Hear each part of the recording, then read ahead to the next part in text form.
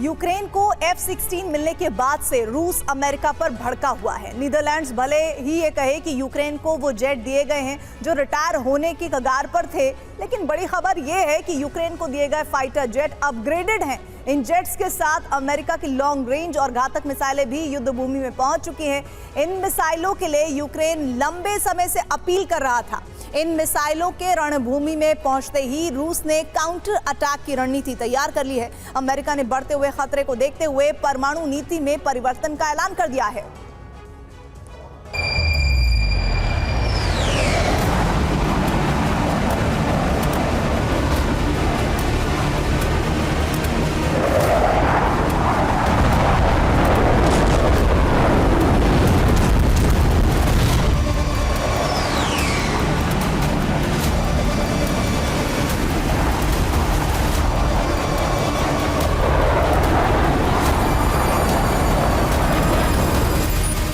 यूक्रेनी रणभूमि में F-16 फाइटर जेट पहुंच चुके हैं। नीदरलैंड से यूक्रेन को 6 फाइटर जेट की डिलीवरी हो चुकी है और आने वाले दिनों में यूक्रेन के पास पूरी एक स्क्वाड्रन F-16 की होगी।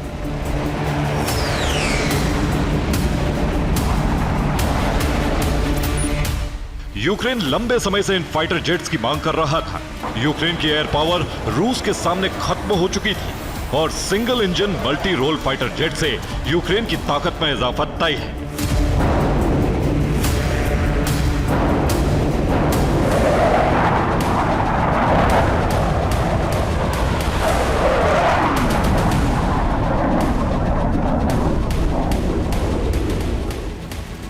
लेकिन रूस के लिए अमेरिकी फाइटर जेट ही मुसीबत साबित नहीं होने वाले हैं, बल्कि इन फाइटर जेट्स के साथ आए हथियार भी रूस के लिए विनाशक साबित होने वाले हैं।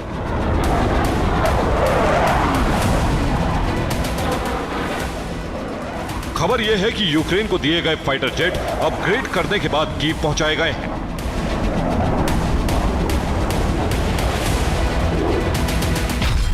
ओपन सोर्स इंटेलिजेंस के मुताबिक नीदरलैंड्स के वोल्केल एयरबेस पर F-16 तैनात थे।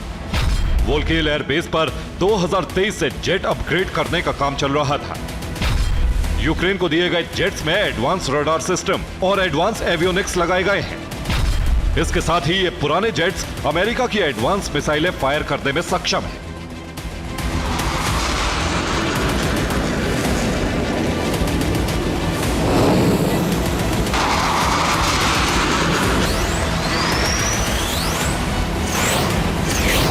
यानी यूक्रेन की सेना अब अमेरिका की लॉन्ग रेंज और एडवांस मिसाइलों से रूस पर हमले कर सकेगी।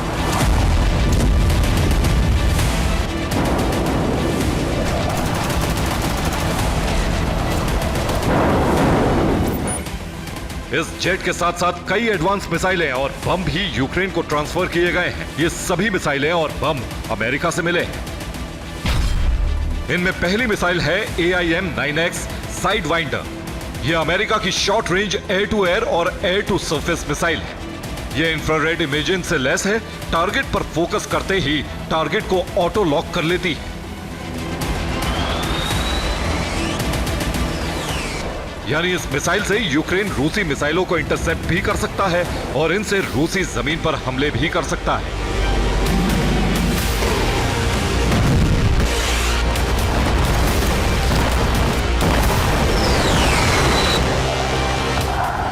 यूक्रेन को F-16 के साथ मिली दूसरी मिसाइलों, बम और उनकी खूबियां जानी।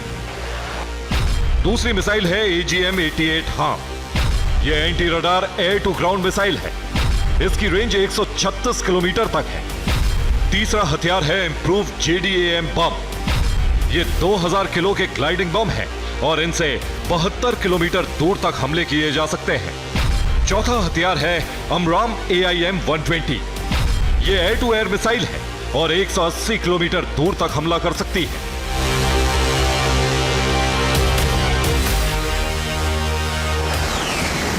रूस ने यूक्रेन को फाइटर जेट मिलने के बाद अपना पुराना बयान दोहराया।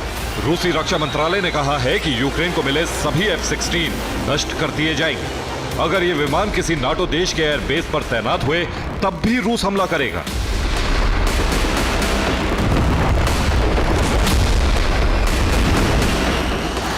रूस के इस ऐलान के बाद अमेरिका अलर्ट हो गया है। क्योंकि रूस इसी बहाने से यूरोप में अमेरिका या किसी नाटो बेस पर हमला कर सकता है।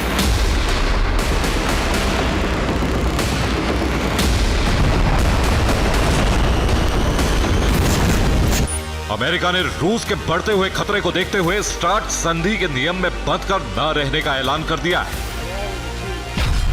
स्टार्ट संधि को रूस ने 2023 में तोड़ दिया था। पेंटागन ने कहा है कि स्टार्ट संधि अब प्रभावी नहीं है।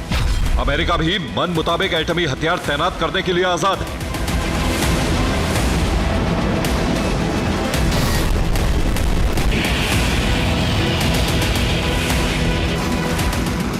F-16 वॉर जोन का सबसे बड़ा खतरा तो है ही, इसके साथ ही यह एटमी खतरे का संकेत भी बन गया है। अगर रूस ने पलटवार में किसी नाटो बेस पर हमले किए तो रूस अमेरिका के बीच एटमी युद्ध शुरू हो सकता है।